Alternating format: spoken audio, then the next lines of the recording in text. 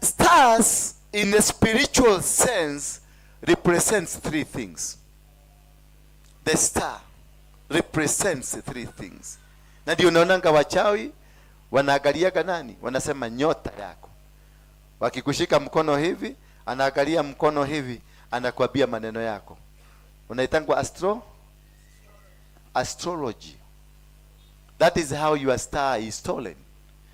Once you release yourself to the enemies of your life, they will read you and they will take away what belongs to you and they will use it somewhere else. That is why you find a person in a church, you are a prophet of God, but you seated there, and I'll be using your gift here while you are seated there. Bwana Yesu asifiwe sana. I can be able to steal your business. I do all things about your business. I will be gaining, but you will not be gaining anything. Because I was able to locate your star, and stole it. The star is so powerful that it gives a direction. Therefore, it represents the destiny. Star represents destiny, and it represents favor, and it represents blessings. Praise be the name of God. Let us look at the book of Genesis 15. Genesis 15. I decided to teach this because I've discovered today people ambao wamekuja hapa ni wale ambao you are blessed but you are not blessed. You are blessed but empty. The book of Genesis 15 verse number 5, the Bible says, and he brought him outside and said, look towards heaven and number the stars.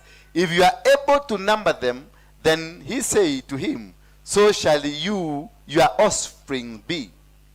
So a star represents what you become.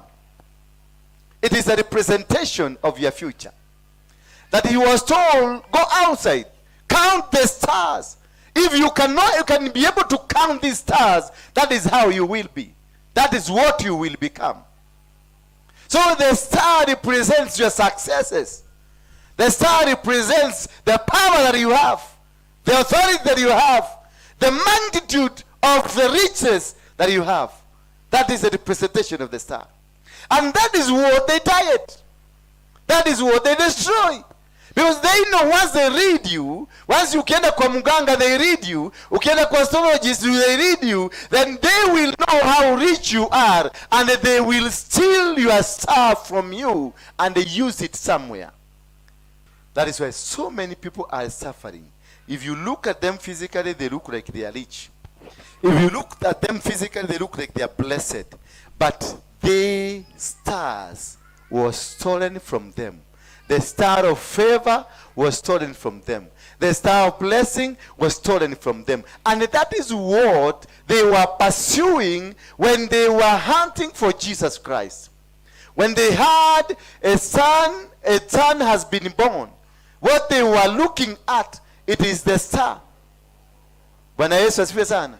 They were looking at the star because the star was giving direction. The star, they will read it and it will tell them the position.